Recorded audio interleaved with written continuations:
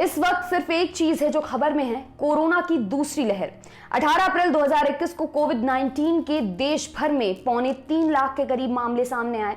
महामारी के इस मुश्किल वक्त में कुछ चीजों की मांग लगातार बनी हुई है, जैसे हॉस्पिटल बेड्स, ऑक्सीजन सिलेंडर और रेमडेसिविर।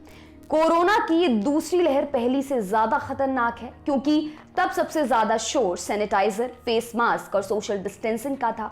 उस वक्त भी यकीनन रेमडेसिविर और ऑक्सीजन सिलेंडर की जरूरत पड़ी थी, लेकिन इस तरह का हाहाकार नहीं मचा हुआ था। अब अगर ऐसे दौर में कोई कहे कि रेमडेसिविर कोरोना के इलाज में कोई खास कारगर नहीं है, और अगर कहने वाला अपने क्षेत्र का विशेषज्ञ हो, तो सोचिए ना, बात हो रही है हजारों रुपए में ब्लैक हो रहे रेमडेसिविर नाम के ड्रग की। और बात कर कौन रहा है? डॉक्टर रणदीप गुलेरिया, जो एम्स के निदेशक हैं, और वो क्या कह रहे हैं, आइए जानते हैं। हमने कई तरह की ड्रग्स का इस्तेमाल किया है। हमने HIV के लिए इस्तेमाल की जाने वाली ड्रग्स लोपिनाविर और रिटोनाविर का भी काफी इस्तेमाल किया है। हम ड्रग्स की खिचड़ी बनाकर नहीं दे सकते।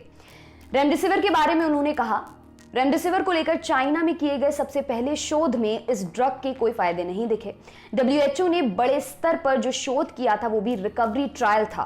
तो रेमडेसिविर कोई जादुई बूटी नहीं है। हमने इसका इस्तेमाल सिर्फ इसलिए किया था क्योंकि हमारे पास कोई एंटीवायरल ड्रग नहीं था। एक अच्छी एंटीवायरल ड्रग खोजने में हमने कोई बड़ी सफलता हासिल नहीं की है।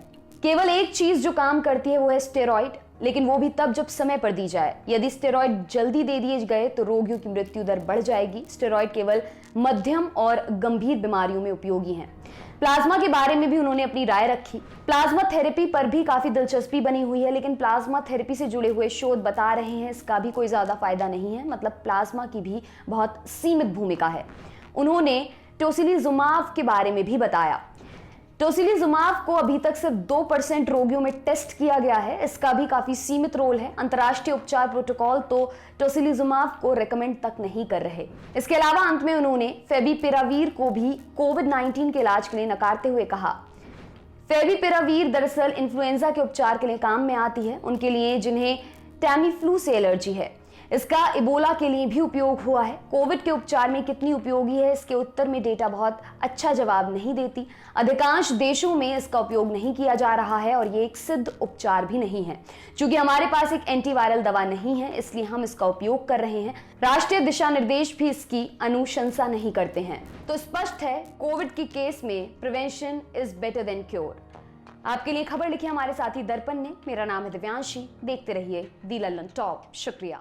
फेसबुक पर क्या फैला, ट्विटर पर कौन हुआ ट्रोल, यूट्यूब की ट्रेंडिंग से लेकर इंस्टा के सब झोल, सोशल मीडिया की हर उठापटक एक जगह। सोशल लिस्ट सोमवार से शुक्रवार रात 10 बजे दी लल्लन टॉप पर।